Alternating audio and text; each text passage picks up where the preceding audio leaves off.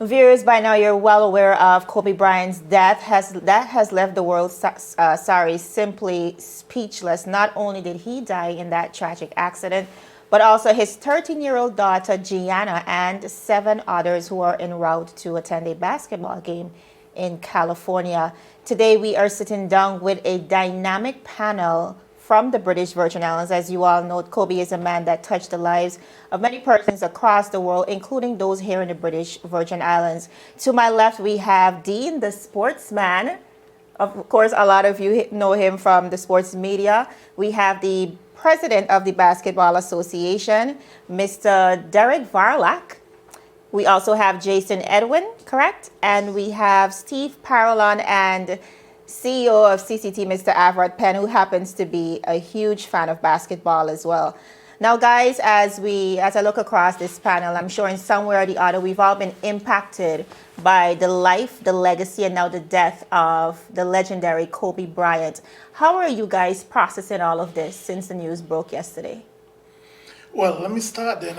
I guess on 2 points. I first remember Kobe, when I saw him at the Olympic Games, and because I used to live in California and was familiar with the area, I start to think on, what it would be like, his family, the whole sporting arena around California in particular, and the impact it will have on the world. And being a journalist, you also look from the business side and things like that happens with him, because I think that what he was presenting to the world after his playing days, not only his playing days, because he inspired so many people in the sport. Right, definitely changed the game for LA, like you Yes. said.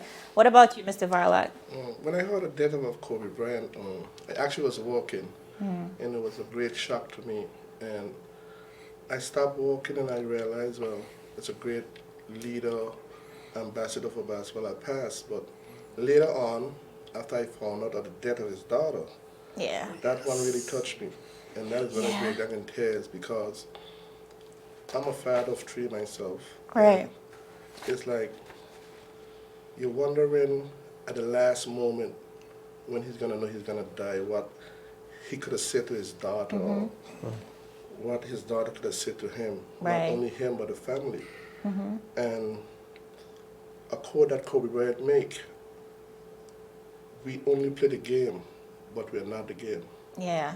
The game is not us." And for me right now, myself, I don't want to know how Kobe died. I want to know how he lived. And that's really touching for me. It's really all about his legacy. Yesterday, too, I read a quote that said, Kobe died twice because, like you said, just knowing that he has to protect his daughter in that devastating time. It's being real devastating. Absolutely. Knowing you're going to die, but you still have to be strong for your kid. Now, Edwin, you played against Kobe Bryant. Many of you may not know that, but tell us about that experience and how this affected you. When I heard the news yesterday, I was shocked. I'm still in shock, still hoping that somebody would, pinch me or wake me up and tell me that that's a bad dream. Right. I grew up admiring Kobe. I had my first email address, Jason Kobe 44. I looked up to Kobe as a young star from, playing the game, Right. being able to compete at a high level as a teenager against grown men on that level. I would just, emulate some of the things he would do. And he was the closest one to, play like Michael Jordan. So Absolutely. it's still a shock to me, to say the least. Now, Steve, I see you're rocking your Lakers hat. You for sure. You have to be a Lakers fan. Tell me about, how you felt about all of this. Well, first my condolences to the Bryant family. Actually, I am a new Laker fan, as I'm a LeBron fan. But as a basketball player, dedicating my life to basketball, Kobe as a role model, it was really touching because I always go against Kobe. I know Jason is a big fan, and we always go against each other. So, but when something tragic like that happens, all of that is out the door. The world lost a great icon. As a father and a basketball player who travel the world and know that basketball takes you in the air, and then there's no control once you get in the air. They really made me think a lot because I'm a father of three daughters, and you know, I thought more about Kobe, the father, losing his daughter, and I thought about it, and it made me really sad because if I had to, lose my daughter and myself, I could imagine. I talked to my mom last, and I said, that could have been me, Right. and Right. that's what's really touching about the whole situation. Now, Alfred, I know you're a huge sports fanatic. Just tell us about how this would have impacted you. Well, I'm a little different than these guys. These guys are much more into sports than me. I'm a fan. I'm not a Kobe fan. Anybody who knows me will tell you that I'm not a Kobe fan. I grew up in New York, so I grew up kind of hating Kobe. That withstanding, you have to have respect for his game. He is unquestionably one of the greatest players. He'll always be in that conversation as to who are one of the greatest players. And I was making the point to these guys, and I think it's really important that we think about it, is that in a sense, we're all probably close in age. We grew up with Kobe, and especially in the social media world that we live in now. We know a lot of things about Kobe. We watched him from the time he was 17, really kind of grow up in the NBA to be 41, and all the changes that he had to go through in that period of time. Whether it's getting married, whether it's becoming a father, whether it's dealing with being a superstar, even when he had legal troubles and so on. It's not to say that we all go through the same struggles, but we all know his struggles. So we have ways that we can emulate and kind of understand what he's gone through. So it feels like a member of the family almost. Even though he's not family, we know him in that same intimate sense. And he's someone we've all rooted for or rooted against. And even those of us who rooted against him, like myself, had to have great respect for him as a man and as a basketball player. You're right. We watched the evolution of Kobe Bryant, and like some of you rightfully said, we were able to experience the different aspects of his personal life. Now, besides being a dynamic player, he was also a humanitarian, a father, a great family man, somebody who stepped back even after his retirement to reach back and teach children to ensure that his legacy, the legacy of basketball, lives on. What do you think was his biggest attribute, his biggest quality? What made him such a great man? His killer instinct. His killer instinct. I heard a story about Kobe once. I don't know if it's true or not. It's probably one of those things like an urban legend, right? But they said, Kobe, you be playing Kobe, and your mother and your girlfriend will be in the stands. He'll still put 100 on you.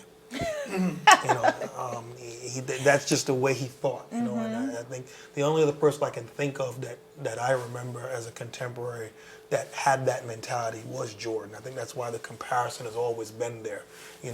That real competitiveness. We had to win. And would do anything. We've all been watching TV probably and watching this on the internet for the last 24 hours, and when you think about it, this man he was on all defensive team for like 8 or 9 years. That's not about talent. That's about effort. Right. Anybody who plays basketball will tell you that's about effort. That's about really saying every time I'm coming down the court, I'm not going to let you score. He That's was a obsessed different mentality. to a great degree, obsessed with the game. All right. Well, yeah, you have to be like that. You have to be like that to make it, because remember, every year somebody's coming in to take your spot. I mean, that's why players are drafted. Teams want to improve, so you have to come with your game at a certain level to continue to be that person in the role. Absolutely. I pursue for perfection and a love for people. They call it the Mamba mentality. Yeah, I've heard so many things about Kobe since his death. Is like people, you really don't know Kobe as the person, but as a basketball player. But everybody's bringing out how he used to teach them to be perfect in life, not only in basketball, but take the mentality that you always have to achieve to be the best. And this reporter was giving me a story. He was saying a story today where his child get 3.5. Yeah. And he was celebrating. And Kobe pulled him on the side and said, "Why are you celebrating a 3.5? And there's still a 0.5 out there. Right. You celebrate a 4.0, not a 3.5. So he just pushed you for persistence. That what made him so great. All right. Now, upon Kobe's retirement in 2016, he was super focused on teaching kids how to become better athletes. He wrote books, he spearheaded podcasts, and he even launched sports academies. His daughter Gianna, of course, was one of the beneficiaries. Now, without a doubt, like we mentioned, he had the Mamba mentality, and she too was incredibly talented in the sports. Let's just take a quick look at Kobe speaking to that experience. When E.T. caught up with Kobe in 2018, he opened up about coaching his daughter's school basketball team after retiring from the NBA in 2016. Well, it's been fun. I mean, they're doing really well. We've been working together for a year and a half, and they've improved tremendously in that time. And I got a group of great parents, a group of really, really intelligent, hardworking girls, and they're all 7th graders, and they're all 12 years old. And, but they've been playing so well. They play 8th and 9th grade, and they've been winning tournaments. But the most important thing is that they've been improving. They just keep getting better, and they love doing it. They love being around each other. And Gianna's pretty easy to coach. I mean, we haven't had any issues of dad-daughter sort of thing. I mean, she's very competitive, and she's a hard worker. So there haven't been any issues with that. And in 2019, Kobe opened up to ESPN about his coaching style. It's just about learning and having fun. And what I've learned is like the most important thing for kids at that age is to try to pique their curiosity. Now, guys, when you look at that relationship and the values he were instilling in this child from such a young age, what do you think she would have been like? Gianna, that is. Well, I can tell you first, and I thought my daughter was going to be a WNBA player. Mm-hmm. I put a basketball in her hand, but she had 2 left foot. There's not much I could have done about that. I'm still very proud of her because she's off to med school, and she's gonna be someone important when she's finished, and so I'm proud of her for that. But I always feel like if you have a daughter or son and you're a basketball player, you have firsthand, access to that person to make sure that they can get the right fundamentals. And I think her being a daddy's girl, and obviously Kobe Bryant played at the highest level at the right way. I think that she would have got the proper training. To me, I think that she would have probably one of those girls that they would have said she could probably play in the NBA as well. Well, he was very confident that she would have been a part of the WNBA team. Now, when we think about his wife who he's been married to ever since 2001, I think. Yeah. Father of 4 beautiful daughters, now 3, of course. What do you think she's going through at this moment? I can't imagine. Can't relate. Devastation. No one can tell until they go through it. Yeah, that's You have to actually go that's through a it tough situation. to really figure it out. Now, interestingly, there is a video that's circulating on social media with an MSNBC reporter, Allison Morris. Have you guys seen it? I saw it. She a customer saying that, man. She accustomed to saying She a that. customer saying that. Well- That's why she say eventually. It's in her heart. I'm giving her the benefit of the doubt. Nah, she a customer saying All right, that. for There's no those doubt. of you, saying that. yeah. There's no doubt. All right, we'll come back to that. But for those of you who have not seen the video, let's just take a quick look at what the reporter said.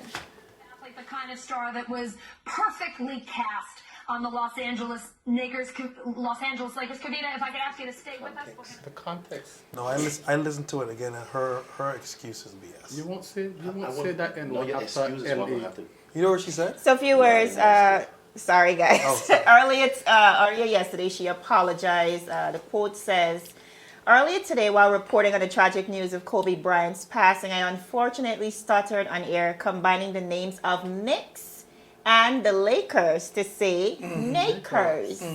Please know that I would not and would never use a racist term. I apologize for the confusion caused." Now, being very honest, guys, do you think that was a mistake? No, I'm a diehard New York Knicks fan. I grew up in Brooklyn, and Kobe Bryant ain't got nothing to do with the Knicks. I mean, that's a completely BS excuse. And if you listen to it, she's saying she said Nakers, but she very clearly said what she said. And it's one of those things where if something's in your heart, you never know when it'll slip out. She a customer saying it, and I ain't gonna change from that. Yep. If she wasn't saying it before, it would not slip out like that. Exactly. Context or no context. That's the way I see it. I know in addition to us losing Kobe as a player, as a family member, as a friend, as a fan, as fans of him, It's also touchy because he really contributed significantly to Black legacy. And that word has been a sensitive word for Black people. So I can understand why so many persons around the world are finding it so hard to forgive her. A lot of persons are calling for her to be fired. Do you guys think that should be the reality? If Well, her president runs that station, right? that is true. So she's But what do you- definitely not getting fired. You think so? I'm telling you. I think the Well, they're- international body's bringing a lot of pressure. It's one of those things where there are different rules for different people, unfortunately, because if it was someone else, she'd already been fired. I mean, that's there are things that you know that you don't do. I mean, she's a reporter. She's not a novice. Like, I mean, we're up here. I'm not on air very often. You guys are always trying to get me on air. I'm fighting it. You got me today. But if it's somebody who doesn't do it all the time and they make a mistake, that's one thing. This is what this woman does for a living. Right. So I think Since he's put in that, like, that makes sense, because if she's a reporter, she, the standards are a little bit absolutely. different for her. To, She's to know supposed to know exactly that. what to say, what the context In is. conversation, Conversation. off mic, Yeah. that is what she always said. But question, wasn't there a Fox reporter also that the one that called along LeBron and she didn't use Shut the up and dribble? Yeah. Shut up and dribble? Yeah. Wasn't she a Fox? I don't remember Well, what I don't remember she what still has office a she was job, with. though. Yeah. Yeah, that was kind of that was But racist. sometimes, you have to really think on the context of living in the United States. We outside the United Right. States. When you're in the United States, everything comes down to race. Whether you want to accept it or not. And I am sure That is their each of us- reality. Oh, right. And I'm sure each of us have seen or experienced something like that within the United States, consciously or subconsciously. One of the things you always, if you ever talk to students, I know you work with students, some people, you guys work with students, when you talk to students who grow up here and they go away to America, go to school, they're always shocked by just how stark the racism is. Where It's a real I mean, I thing. grew up in New York, so it was something that I was used to. But I think if you're here, you don't really realize what the world really looks like. And I think you're absolutely correct. Well, I went to school in Iowa, and I'll give you a quick story. We was actually chased and shot up by some hippies. Oh, wow. At the Ramada where we were staying at. And they followed us home, and they started firing off some shotguns. So you see, this is a real problem. I know there's a petition going around right now to have her fired, so we'll have to wait and see what comes out of that. But guys, I know last night too was the biggest night for music, the Grammys, and we had a resounding tribute from Miss Alicia Keys and the team Boyz II Men. So let's just take a quick look at the touching tribute that they did for Kobe Bryant. We never imagined in a million years we'd have to start the show like this. Never, never, never, never, never, never. So we wanted to do something that could describe a tiny bit how we all feel right now.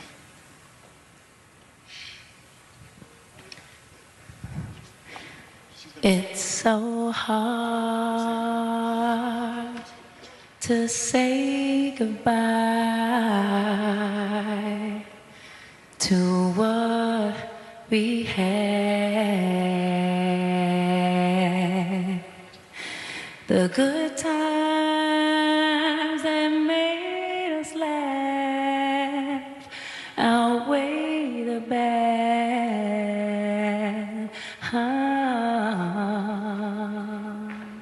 And now take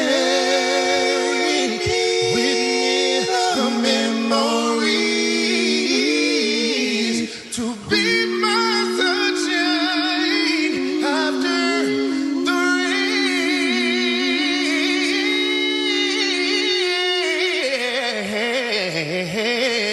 rain.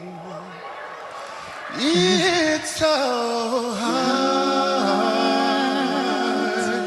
to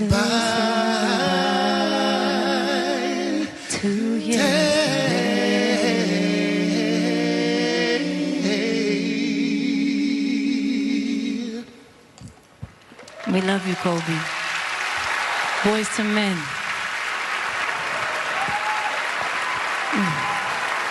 Thank y'all so much. Thank you.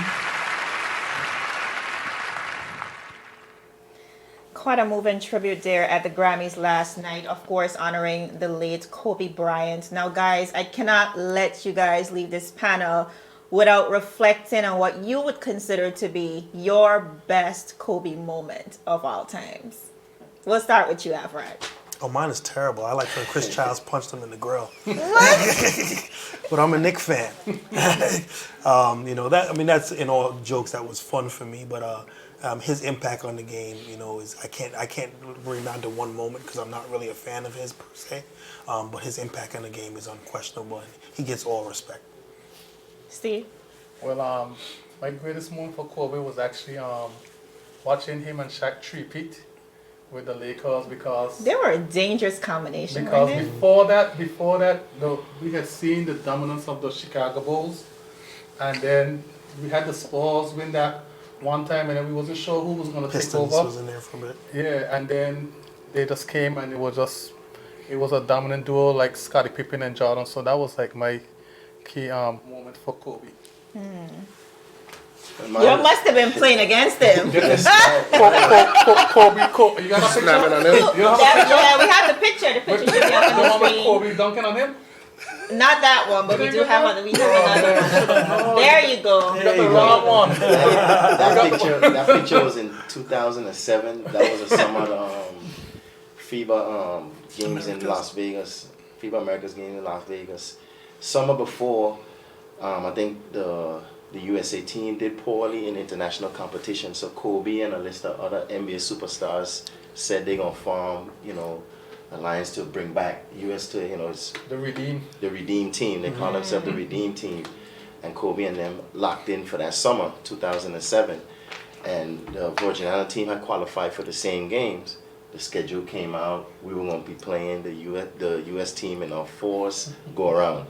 And Kobe said he told Coach K that he wants to play the next team best perimeter player. That was you.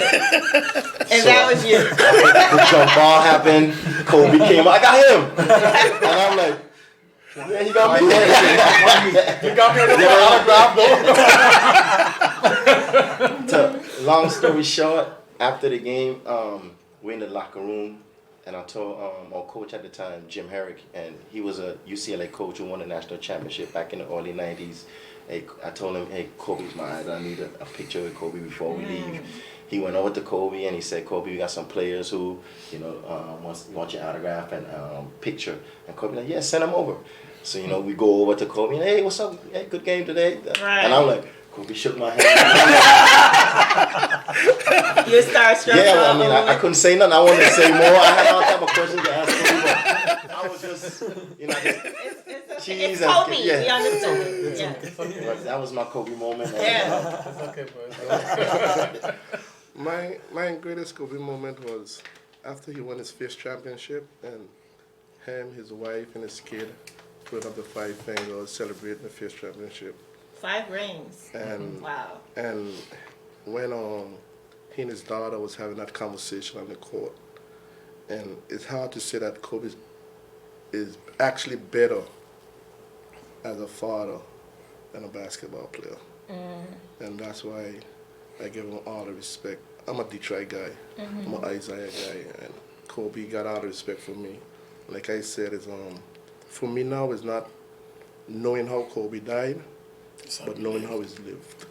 And everybody should supposed to take that and say, well, let's capture the memories, like how Jason talked about his favorite memories, and let it grow on and live with that instead of worrying about his death, because no one actually know why death comes, and Father God knows best. And Right. you should never question the ways of Father God. And maybe he wanted a superstar in heaven, so he picked Kobe. So let's celebrate his life and not his death.